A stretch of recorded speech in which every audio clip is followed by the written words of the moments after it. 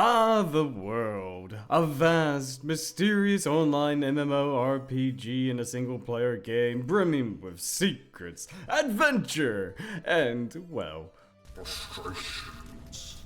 The original 4 Dot Hack games hold a very special place in the hearts of the community. It was a very groundbreaking experience trying to mix the feeling of an MMO within a single-player game. But, as a lot of things, they're not perfect. Hello all you beautiful people past, present, and yes, if those in the future, my name is Claude, and today we are talking about the aspects of one of the most frustrating elements in the original 4 core games in the Dot Hack series. Virus cores! If you played these games, you know exactly what I'm talking about.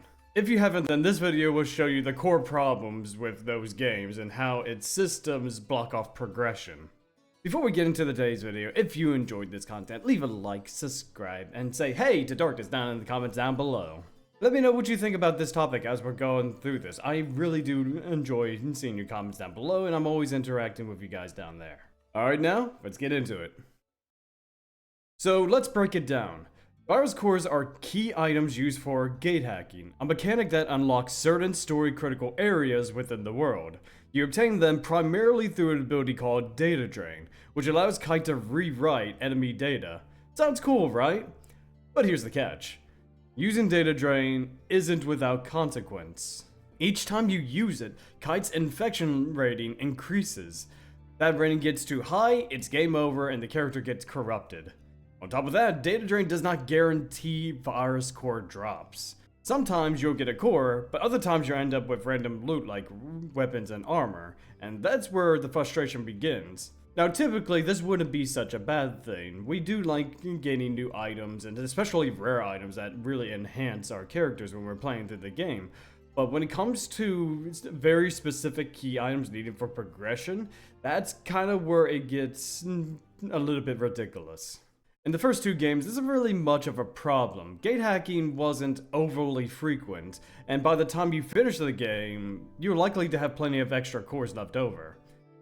But Outbreak and Quarantine, on the other hand, oh boy, that's an entirely different story. These games ramped up the number of protected areas drastically, and enemies became tougher with new abilities, and some that will even hinder or outright destroy your party. Some even gain immunities to either physical or magical damage. Sometimes even both. After using Data Drain, sometimes they'll just change those immunities right on the fly. So you could be doing some physical damage thinking that, you know, that's what it's weak to, but all of a sudden, oh wait, nope, you need a magic team. And if you don't have either one, like let's just say you have one or the other, you're just kind of screwed on that front. What are you supposed to do? It got to the point where I'd spend hours farming virus cores, only to maybe get about 2 or 3 in that time. It was maddening.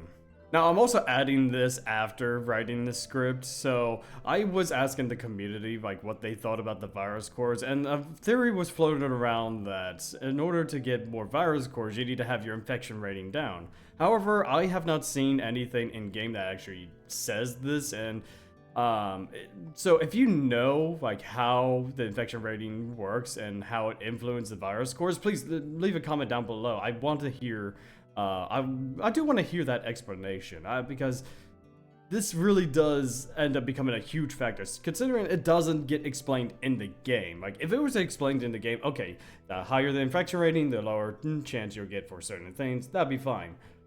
But they don't. They don't explain any of that to you.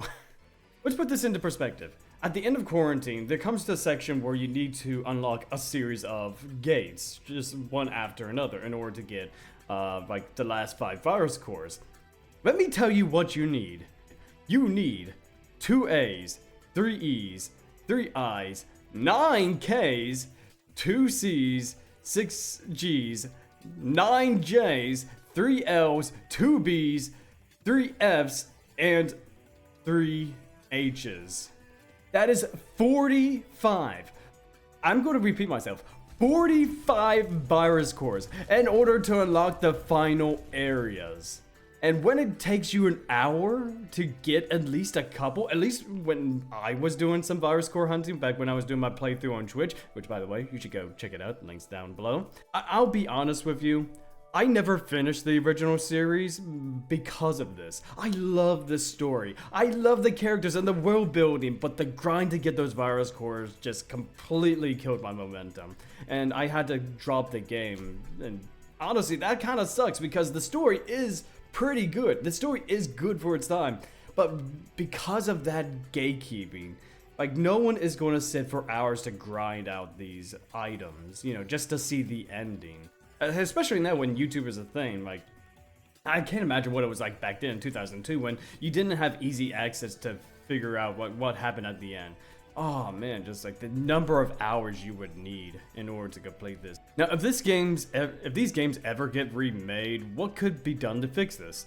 Like I said earlier in the video, I did reach out to the community to see what they think, and here are some suggestions that I got. Create more ways for players to find virus cores. Make it easier to tell what kind of core an enemy will drop. Now, I will say when it comes to this point, yeah, there is a way to tell what enemies drop what core. However, you would need to go to the review book and like go down each and every enemy just to see like what their drop is. It's very clunky, and it's nice that we know which enemies drop it, but it's not a very convenient way of doing so. Add clarity on how different uses of data drain affect the drop rates. I'm going to be honest with you, when it comes to this point, I did not see any difference in regards to like what dropped what. When using, I think it's called 2128 drain, when you used it on an enemy, it gave you a better chance at a rare item, but I think that's just for the weapon or armor, not necessarily for the virus core. So, in my mind, when using the better data drain, you actually got lower rates for getting the core, and you got a much higher infection rating because you used a stronger variant. Yeah, that's a problem. Revamp gate hacking, maybe add some gameplay mechanics to make it more engaging. I don't think the gate hacking itself is the issue, it is just literally a wall that blocks progression. I just think that like the actual keys needed to unlock it need to be more available for playthrough. These ideas about the virus cores that I just listed off make the game more engaging and a little bit more enjoyable of an experience. I think it's because of this gatekeeping, a little gatekeeping, that keeps iMock from being like that great of a game. It's a good game, but I think this really holds it back. The virus core system isn't a bad idea. It's thematically tied to the story, and its integration is a good idea. But the execution, yeah, that's where it falls apart. The fact that you need to go out into the field and defeat enemies to a point, and oh, I've even forgot to mention about this. So in order for the enemies to be data drained, they need to be protect broken. Some enemies just require you to do a certain amount of damage. Others require you to use like either more physical or magical damage in order to do that. You would not know unless you looked at the Book of 1000. So that just adds another bit of complexity, both in its good and bad, I would say. And it's just because it's a very restrictive system. Like, it is a mandatory thing for you to do, and again, it's understandable given how the story is evolving around.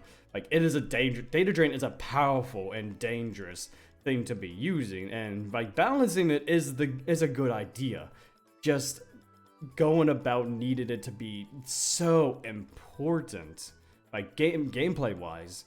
It kind of ruins the experience, at least for me. The original Dot Hack games are a piece of gaming history, and while they have aged like milk in some ways, their charm still shines through.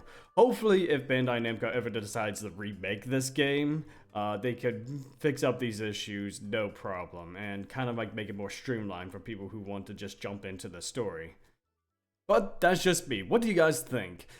Are the virus cores an issue for you? I mean, do you have an easier time, or do you even know how it even works? Let me know in the comments down below, and I do appreciate you sticking around to watch this. I hope all of you stay classy, stay beautiful, but most importantly, have yourselves a wonderful night.